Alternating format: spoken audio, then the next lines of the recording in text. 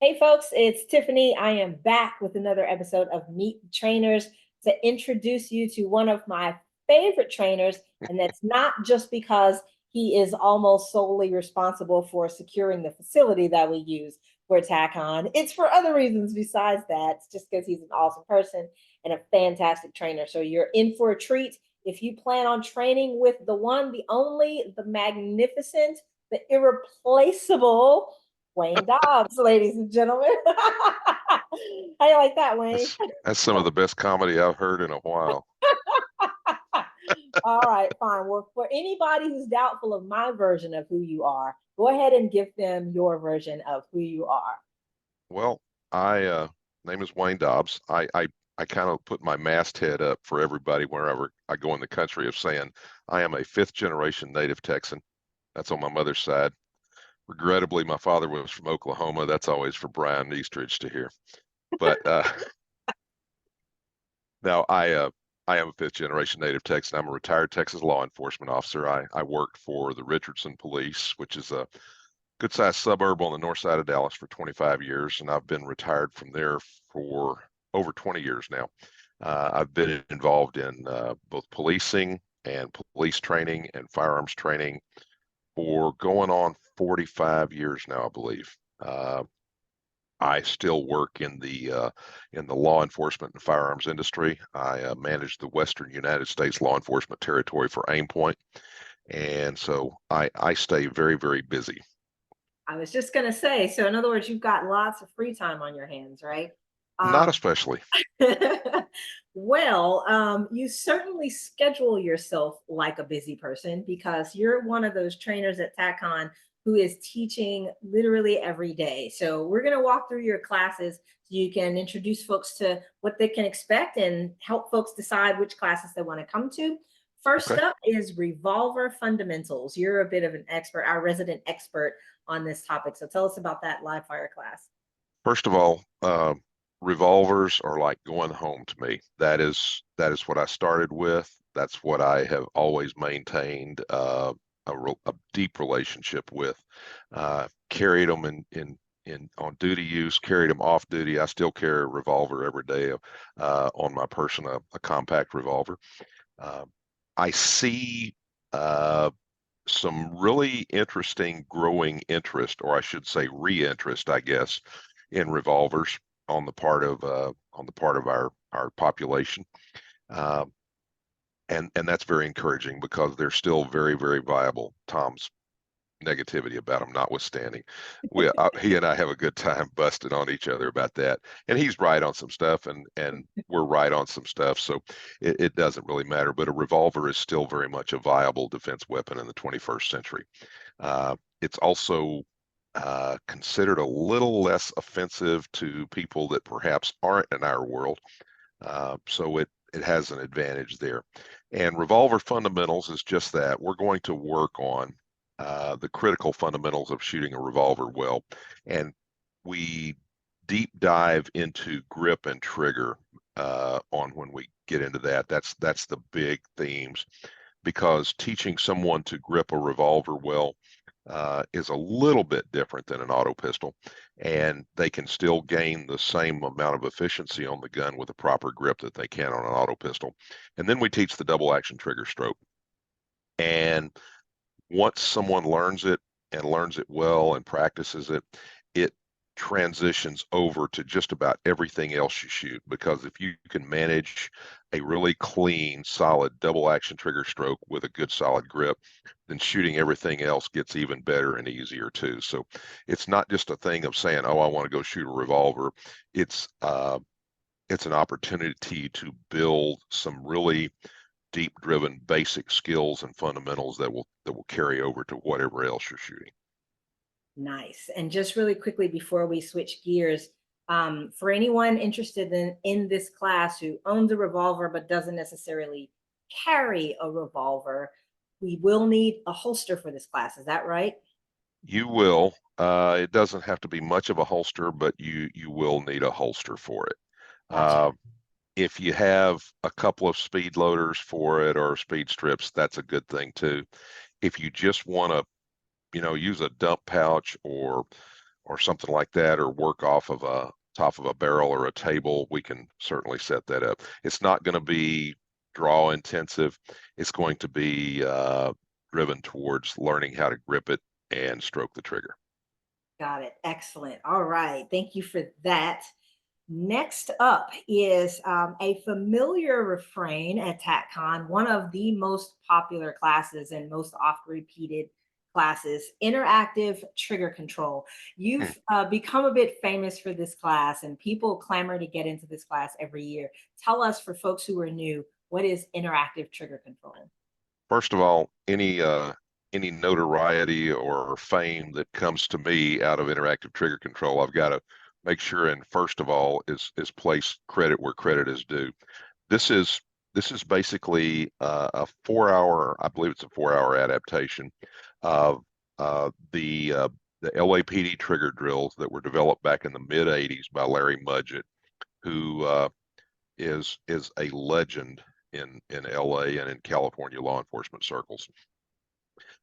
He did it all there, and after he had done all the operational stuff, he was sent to the academy where he put these trigger drills together and started using them to instruct recruits in pistol shooting, and then ultimately the entire department, and took their operational success from a 15% hit rate to a 75% hit rate while that program was in place and being sustained. It is again another grip and trigger show when you get right down to it. But what we do is we go in there and teach people how to establish grip. We talk about how sights are to be used or how dots are to be used, whichever it is. It's not specific to either one.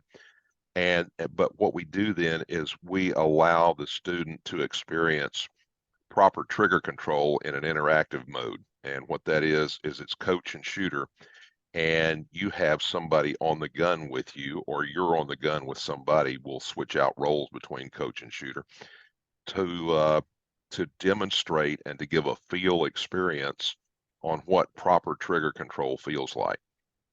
And it's a little unnerving for some people. I've found they're we all have this thing in the United States, at least, or in the West, about being careful about who we touch.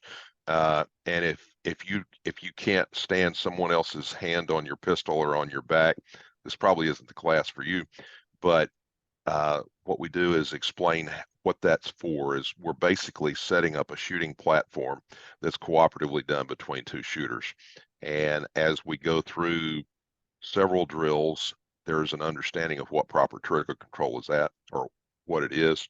And then we go through the final drill of doing what's called skip loading, where we will have a small number of live rounds and a very large number of dummy rounds randomly arranged to give people an opportunity to quality control their grip and trigger control as they go through that magazine of dummies and lives. It's a lot of hard work. I'll tell people that it's not necessarily, oh, you're going to walk away saying, oh, happy day. What most people do is they walk away saying, man, that's some of the most mentally tiring stuff I've done, but I now have an understanding of where I need to be and what I need to do to really get solid and deeply competent in how I press a trigger and grip a pistol. Excellent. I love it. I have not had the pleasure of training with Larry Mudgett, but I have heard all about his trigger work and the kinds of unique drills that he's designed. And I'm just excited that you're bringing your version of that to TACCon. And again, it's always popular. It's not only repeated this year, but as you mentioned, I'm glad you brought up the duration of the class. Sometimes we try to squeeze interactive trigger control into 2 hours, but this year we made it work at 4 hours. So you will get the full 4 hours, ladies and gentlemen, Good. if you don't want to miss it. All right. So your new class, I believe this is the first time you're offering this class at TACCon, is called Rule 4 Defensive Pistol. I'm really interested to hear what this one's all about. Tell us about it. Well, Rule 4 defensive pistol is predicated on the situation, the shooter's cultural situation, I guess, of when we go through a safety brief, a 4-rule safety brief before we shoot, Rule 1, all guns are loaded. Rule 2, muzzle orientation. Rule 3, trigger finger orientation. And Rule 4, target identification, surroundings, and backstop. And we're on a range when we do that. And so we say, oh yeah, we need to make sure and respect guns. They're probably we'll treat them as loaded or believe they're loaded. We'll watch out where we orient the muzzle. We'll watch out where the trigger finger is. But we don't care about that Rule 4 because we're on a range. We know where the targets are. We're not going to allow anybody to walk around amongst the targets, and we've got a good backstop.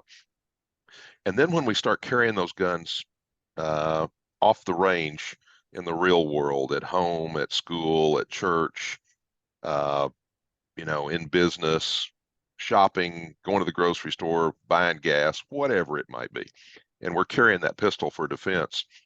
If a defensive firearms use situation arises, it's suddenly horrifyingly apparent that while the target ID is probably not too difficult, there are surroundings, there are people all in that scene, whether you see them or not, and there's a distinct lack of a backstop to catch, the bullets you fire. So what this class is driven towards is to developing a really disciplined, rigid accuracy standard in which, a hit is a hit and a miss is a miss, and a hit and a miss are,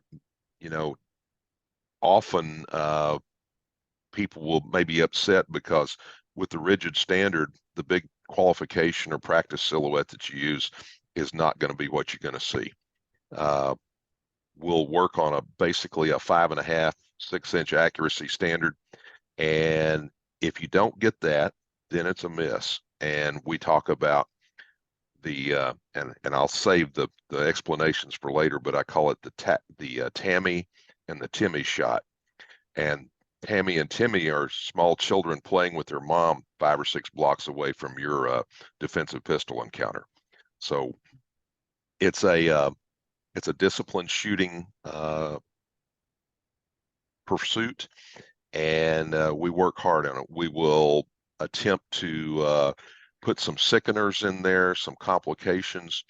And one thing that I found doing this, and something I found when Daryl Bolke and I started messing around with this several years ago, is that someone might be really, really fast in a pure shooting environment, but when we put the problems in front of them, everybody starts looking about the same.